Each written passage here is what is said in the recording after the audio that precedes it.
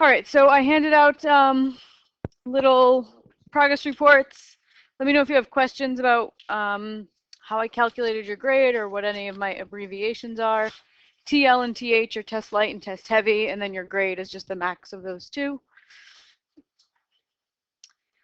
All right, so today we're going to talk about polynomial functions. I'm going to hand out project 3. And then your next 2 due dates are not for a couple of weeks. So we've got a take-home quiz 5 that's going to be due on the 18th and project 3 on the 23rd. Quiz 5 is a take-home, yeah. And then quiz 6, the next one, is going to be an in-class one. Okay. So we've got one preview exercise. We're supposed to determine if this function is even, odd, or neither. Any ideas, guesses? Liana, what do you think?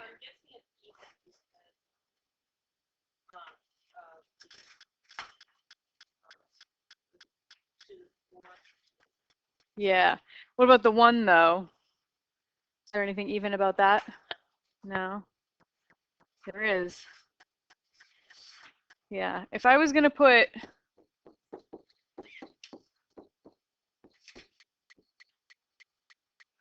If I was going to write that with an x after it, what would the power have to be? 0, because anything to the 0 is 1. So I could write this as 1x to the 0, right? And then it would just end up being 1. So now, when you just look at the powers, every single power is even. 4, 2, and 0, they're all even. Yeah, so that is a quick way for polynomials. Only works for polynomial functions, which we're going to talk about what that is today. It's just x to a power, a sum of x to powers. If every single power is even, it's an even function. If every single power is odd, it's an odd function. And if there's some evens and some odds, it's neither. A quick way to determine graphically if a function is even or odd is to look for y-axis or origin symmetry. So let's just throw this in GeoGebra and see if it has any symmetry. X to the 4th. Oops. Minus 2x squared plus 1. Does that look like it has any kind of symmetry? What kind? Y-axis symmetry. Functions that have y-axis symmetry are even. Yeah. Good. Okay, so we can tell using a shortcut, every single power is even. It's got y-axis symmetry. So all even powers. Y-axis symmetry. So these are all evidence of evenness. And then the very last thing is the hard one, the algebraic one, right, where you have to evaluate f of negative x. So if I put a negative x into every term here instead of an x, I get negative x to the 4th minus 2 times negative x squared plus 1. Negative x to the 4th, when you have parentheses around the negative x, that means negative x times negative x times negative x times negative x, which comes out to a positive x to the 4th. Negative x squared, it makes positive x squared. This is negative 2x squared plus 1. And this function I just came out with, that's the exact function I started with, the f of x. Right? So if you plug a negative x in and you get the exact same thing as f of x, that's the definition of an even function. Okay, so we can see it 3 different ways. So this is for sure even.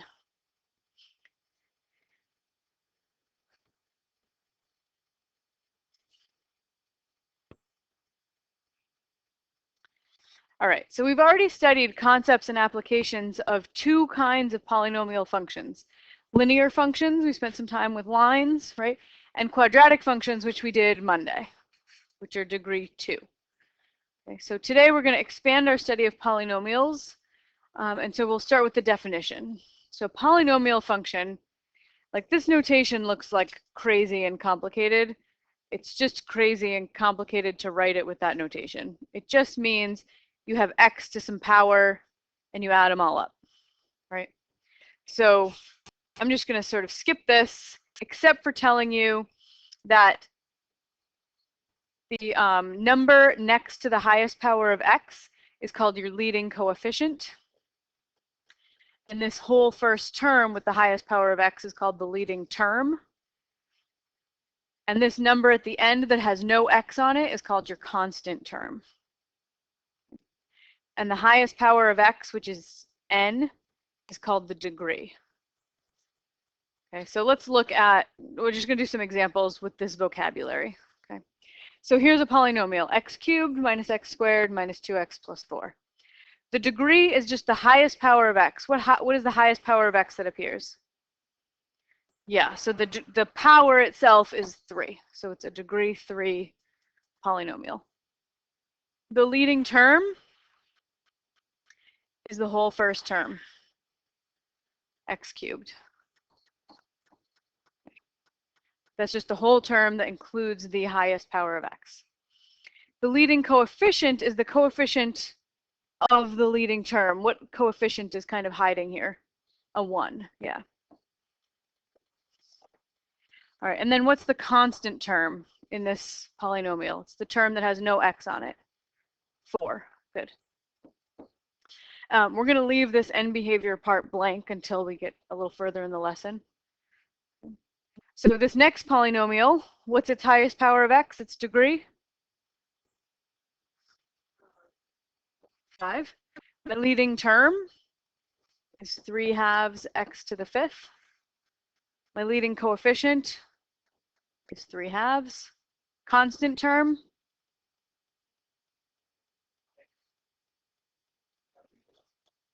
The constant term is the term that has no x's in it. There is none, so we'll say 0, because you could write plus 0 on the end and it wouldn't change the function, right? So we'll say 0. The leading coefficient is the coefficient on the leading term. So the leading term is the term that has the highest power of x, and the leading coefficient is just the number in front of the x. Okay, next one. What's my highest power of x in there? 2.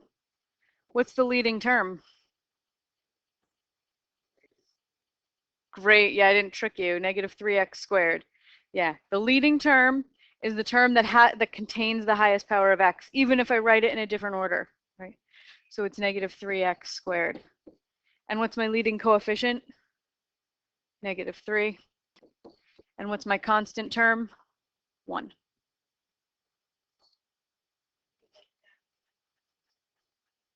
Yeah, so you are totally allowed to. There's nothing wrong with it, but the standard practice is to write it in descending powers of x.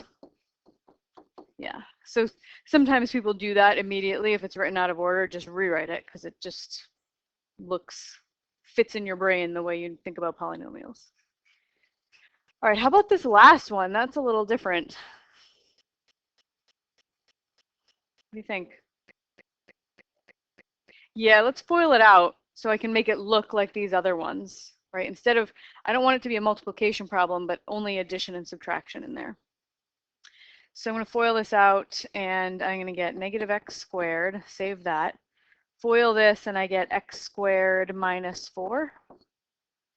And then distribute your negative x squared, and you get negative x to the 4th plus 4x squared.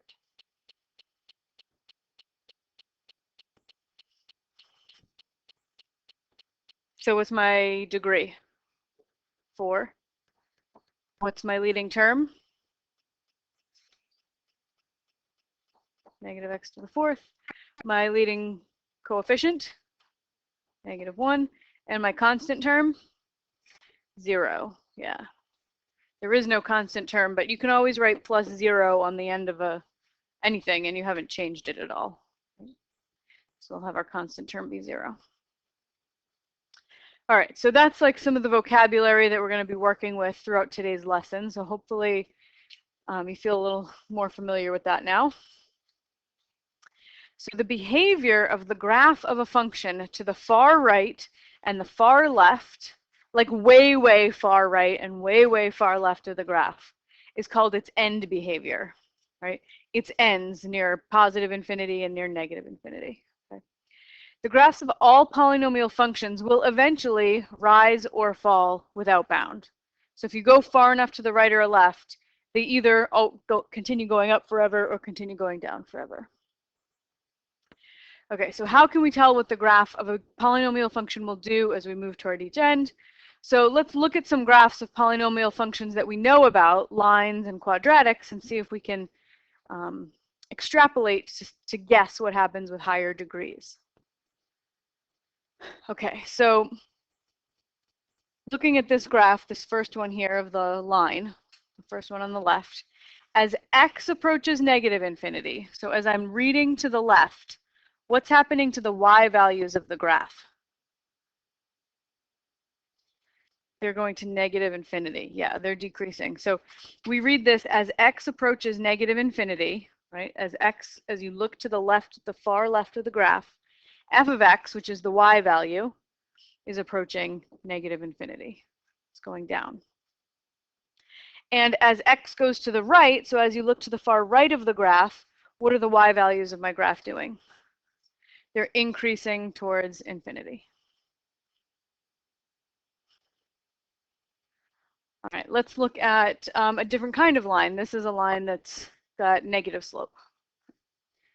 So as x approaches negative infinity, so we're looking to the far left of our graph, what's happening to the y values on the line?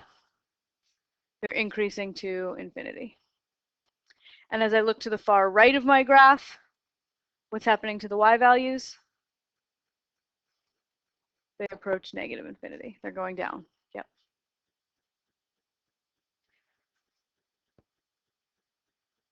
All right, so now let's look at some quadratics.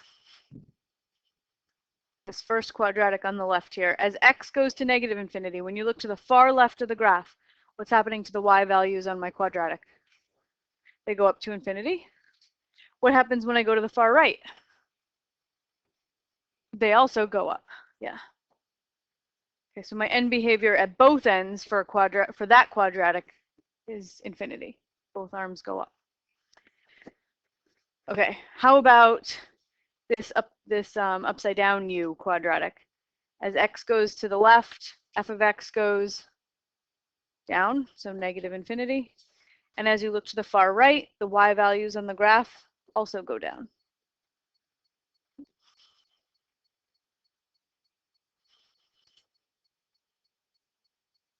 All right, so those are pictures we're used to looking at, lines and quadratics. We've seen graphs like that before. Here's a couple more graphs. I've got some cubics and some quartics. Okay, so looking at this cubic function, as x goes to negative infinity, so as you go to the left, what's happening to the y values? Negative infinity. And as x goes to the right, my y values on the cubic go up to infinity. And then it reverses. Then I give you a different cubic where it's the reverse, right? As x goes to negative infinity, y goes to positive infinity. And as x goes to positive infinity, y goes down to negative infinity. All right, and then we have some quartic functions. These are fourth degree polynomials. As x goes to negative infinity for this first one, so you look to the far left, what's happening to my y's?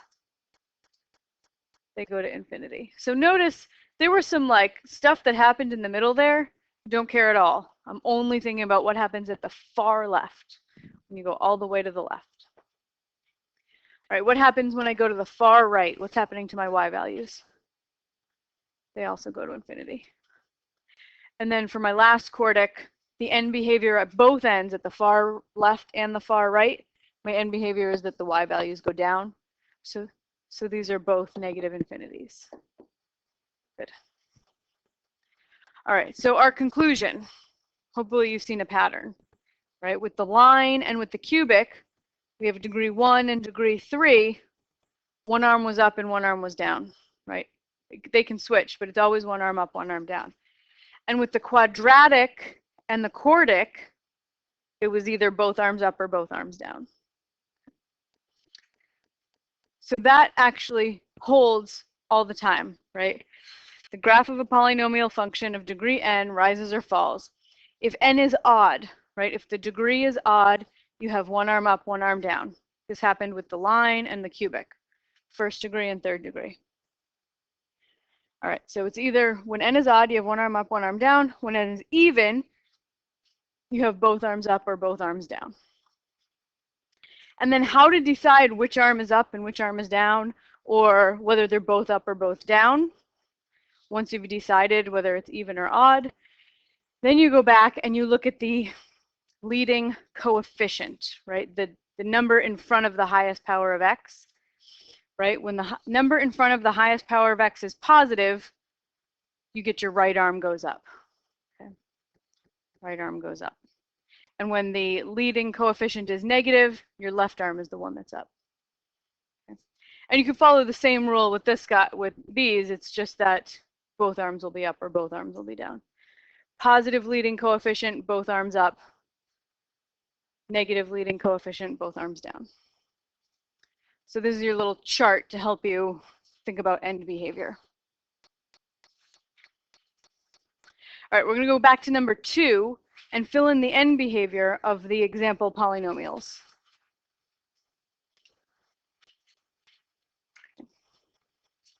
So if you look at x cubed minus x squared minus 2x plus 4, okay, is it an even or odd degree?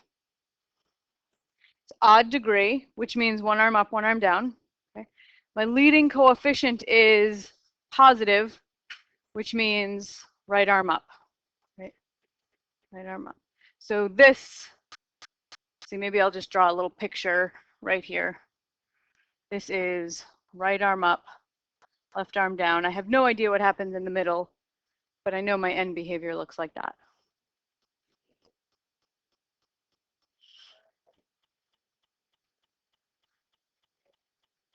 You only look at the lead at the highest power.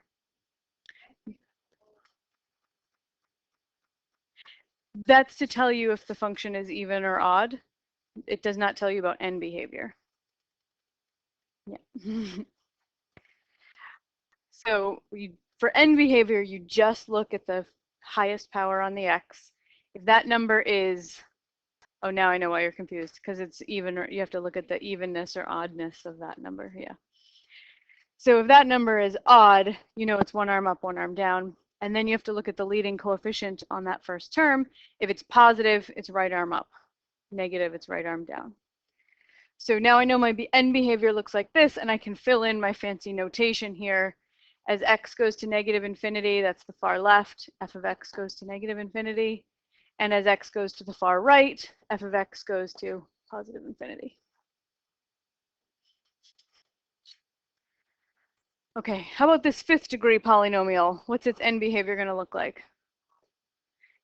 Yeah, it's an odd degree, so it's one arm up, one arm down. Which arm's up?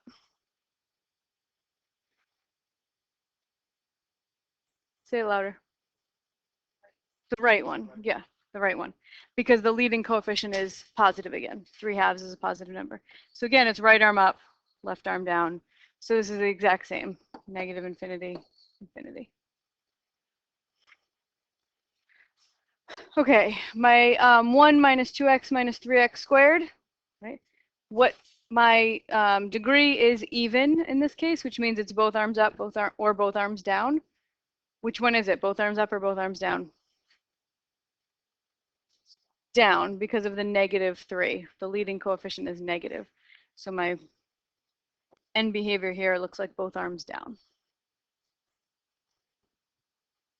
So to the far left and the far right, my graph approaches negative infinity.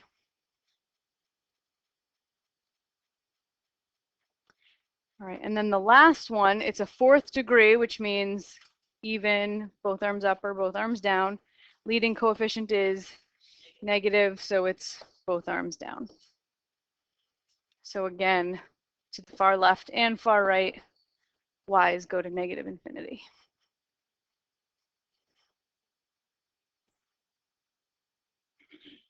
All right. Okay, so we now have a good way of thinking about what the graph of a polynomial will look like at the far ends, but we should also consider the short run behavior, what happens in the middle, right? So we look at the zeros to find that, which is also known as X-intercepts.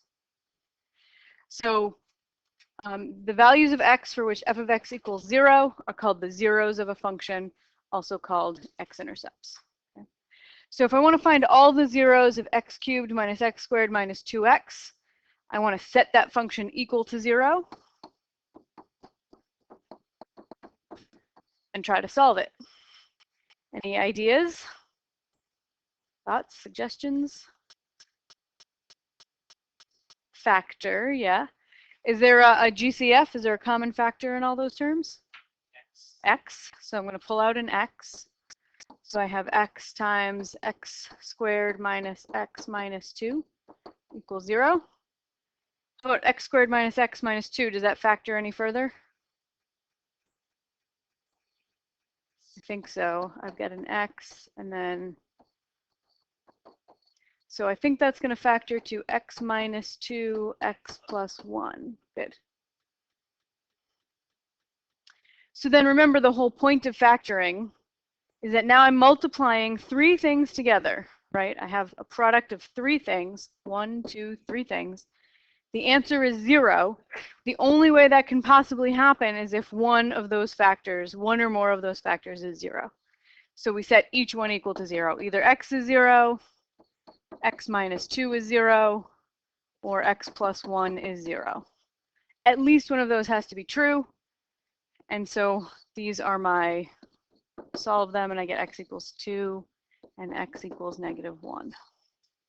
Okay, so my real zeros are 0, 2, and -1. The corresponding x-intercepts, which are points, right?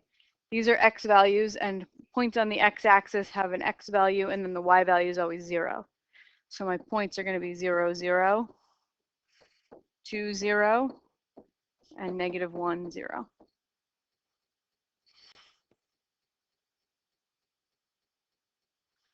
Okay.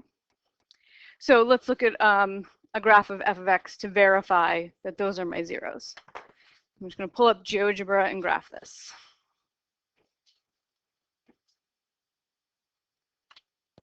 Okay, so it was x cubed minus x squared minus 2x.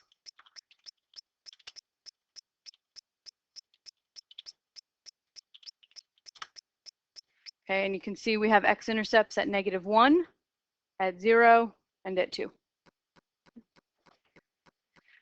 And then I should have known what the end behavior would be from the leading term, right? It was odd. My degree is odd. My leading coefficient is 1, which is positive, so it should be right arm up, left arm down, and then you can kind of connect the dots from the zeros.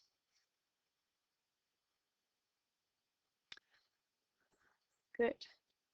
All right, so let's look at some more behavior near zeros. So each of these polynomial functions has a real 0 at x equals 1. They both have an x-intercept at x equals 1, right here and right here. So let's examine how they're alike and how they're different, right? So this function is the graph f of x equals x minus 1 squared. So when you set that equal to 0, x minus 1 is a factor twice, because squared just means x minus 1 times x minus 1.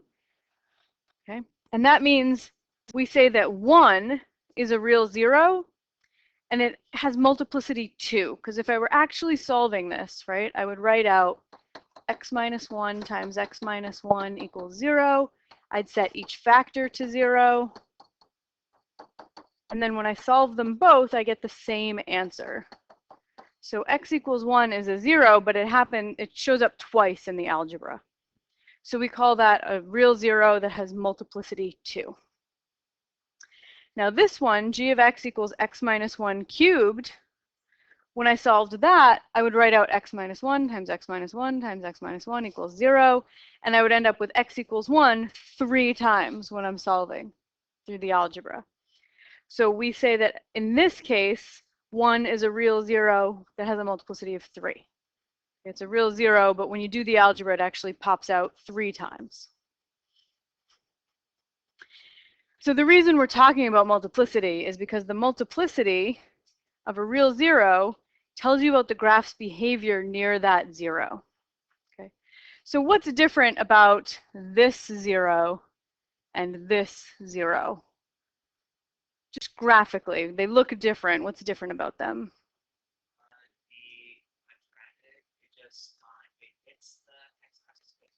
Yeah.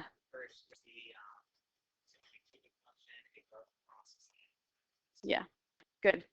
So in the quadratic function, it touches the x-axis at 1, but then it turns back around. It doesn't go through the axis, right?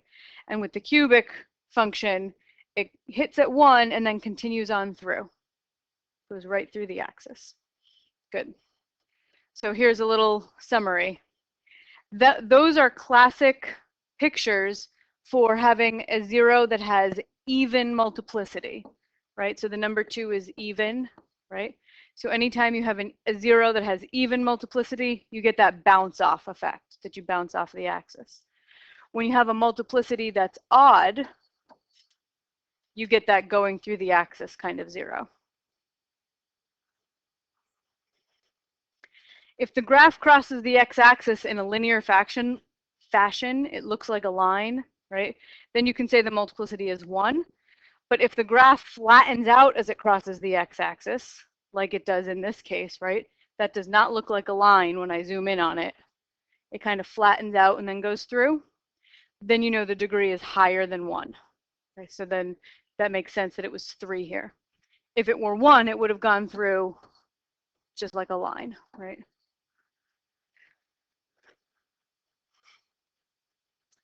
All right, in order to determine the multiplicity of a real zero, your polynomial function has to be in factored form. So you have to be able to factor it to figure out multiplicities. All right, we have one page left. Yeah, okay. All right, so now that we've explored the concepts of end behavior, zeros, and their multiplicities, we can learn how to create a quick sketch of a polynomial function. Okay.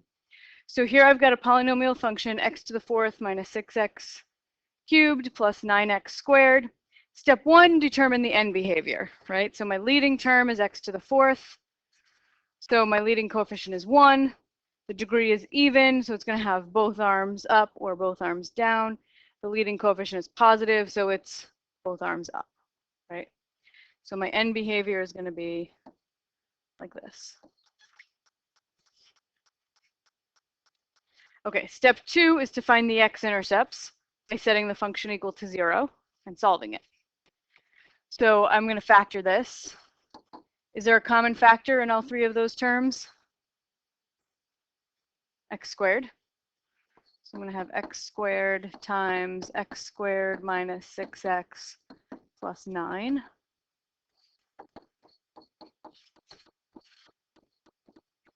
X squared minus 6x plus 9 factors to, what do you think?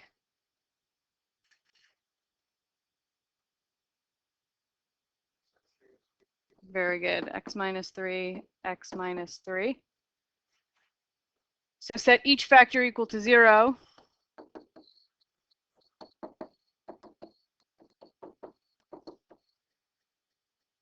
So if x squared equals 0, that's really x times x, right? And you get x equals 0 popping out twice there, once you set each of those factors to 0. And then here we have x equals 3 popping out twice. Yeah, so we have repeats, which means multiplicity 2. Both of these have an even multiplicity, which means at that 0, we're going to have a bounce off. All right, step 3, find the y-intercept by computing f of 0. So if I put 0 into that function for x, I get 0 out as y.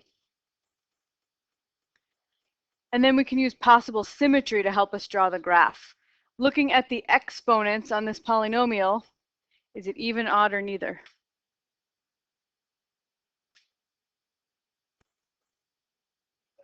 Neither, right? To be even, every exponent has to be even. To be odd, every exponent has to be odd, but I have a mix of even and odd exponents here, right? So this is neither even nor odd. Both even and odd exponents. Okay, so my last thing I'm going to try to do here is sketch it. So I'm going to put in my zeros. I have a 0 at 0 and at 3, or an x-intercept, 0 and at 3. And my end behavior I know is both arms up. Okay. So I know that from here, this is the last place it touches the x-axis. So it can't go back down because I know that my end behavior is up, right?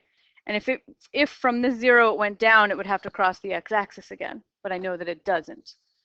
Okay, so I know that this just has to go straight up. Same thing over here, has to just go up. Okay. Yeah, but then what do you know about the behavior at these two zeros? It has to be bounce off behavior. So this is going to go up and come back down like that. So you get kind of, I know that from the multiplicity of the zeros, right? Because x equals 0 popped out twice, which is an even multiplicity because twice is even, right? And the same thing at 3. Multiplicity 2 is even multiplicity. Even multiplicity always leads to a bounce off. Odd leads to going through the axis. The definition of multiplicity is the number of times you get that 0 when you're solving algebraically. So when I'm solving algebraically, I got x equals 0 twice, and I got x equals 3 twice. So we just say x equals 3 is a 0, but it happens twice, so it has multiplicity 2. Yeah. So that's sort of a general sketch. Super inaccurate, yeah. Rough sketch. It's a really rough sketch because I really don't know how fast this goes up to infinity. I don't know how high this little bump in the middle is. It could look more like this. Oh, I meant to do this in a different color, sorry. Could look more like this and go super high up in the middle and then look like that. Like, we have no idea. We just have a general sketch of the behavior, general shape.